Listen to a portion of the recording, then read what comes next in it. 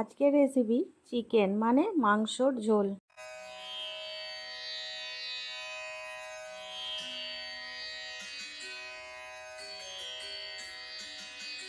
এর জন্য লাগবে আলু, যেটা আমি নুন হলুদ আর কাশ্মীরি লঙ্কা দিয়ে ভেজে নিয়েছি। আর কাশ্মীরি লঙ্কা, জিরে, ধনে, হলুদের গুঁড়ো, পেঁয়াজের কুচি, মাংস অবশ্যই, আর ধনে পাতা, ক্যাপসিকাম, টমেটো আর লঙ্কা কুচি। এখানে আদা, রসুন আর টমেটো একটা পেস্ট বানিয়েছি। আর এখানে গরম মশলার মধ্যে গোটা এলাচ, দারচিনি আর লবঙ্গ, যেটা আমি ভালো করে পেশাই করে নিয়েছি।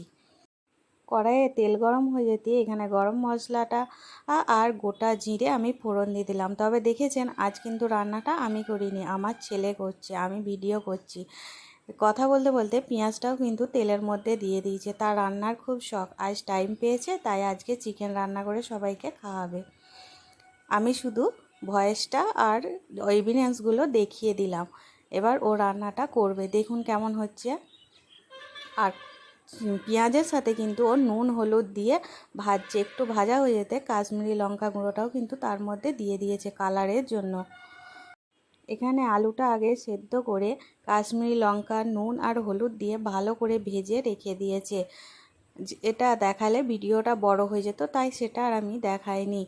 এবার ও এখানে পেঁয়াজের উপরে টমেটো কুচি, ক্যাপসিকাম কুচি আর ধনেপাতা কুচি সবই এখানে এর মধ্যে দিয়ে দিয়েছে। পেঁয়াজটা যেহেতু খানিকটা ভাজা হয়ে গেছে, অল্প অল্প করে হাতে নিয়ে দেখিয়ে দিল। এবার বাকিটা পুরোটা কড়াইয়ের মধ্যে দিয়ে দিচ্ছে। লঙ্কা, কাঁচা লঙ্কাটা কিন্তু যে যেমন খেতে ভালোবাসে, যতটা ঝাল খাবে সেরকম। এবার এটাকে খুব ভালো করে নাড়াচাড়া করে ভেজে নিতে হবে। এবারে একটু চাপা দিয়ে দিলে এটা তাড়াতাড়ি ভাজাটা হয়ে যায়, তাই একবার চাপা দিয়ে নিয়েছে। দেখুন ভাজাটাও কিন্তু অনেকটাই হয়ে এসছে। এবার এর মধ্যে ও দেবে আদা, রসুন, টমেটোর যে পেস্টটা করা ছিল সেইটা। বাচ্চা ছেলে তো, তাই একটুখানি সাইডে চলে গেছে।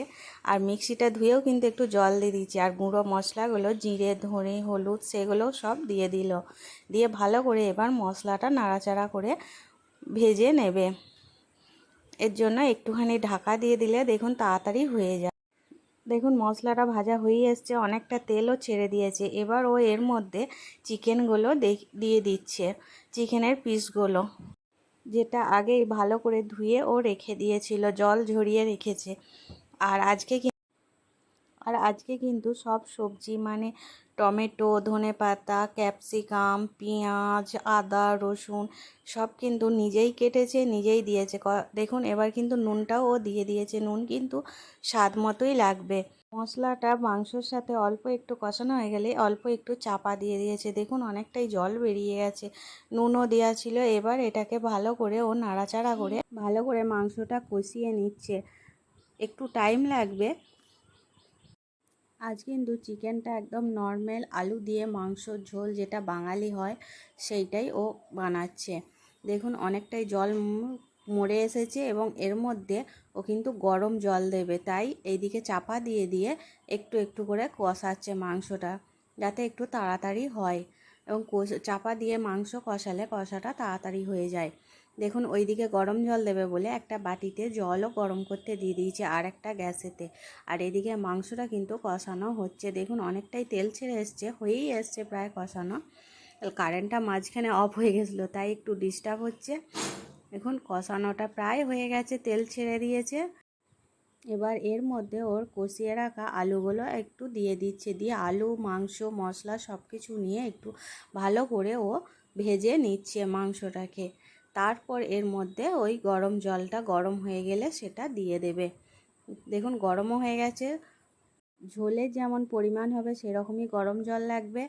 আর এখানে একটু ঝোলটা বেশিই করব, তাই অনেকটাই দিয়ে দিয়েছে। দেখুন দিয়ে চাপা দিয়ে দিয়েছিল সেদ্ধ হওয়ার জন্য, এবং তারপর একটু সেদ্ধ হয়ে যাওয়ার পর গরম মশলা ওপর থেকে ছড়িয়ে দিয়ে গ্যাস অফ করে দেওয়া হয়েছে। দেখুন কীরকম হয়েছে, তেলও ওপরে এসেছে, কালারও ভালো হয়েছে।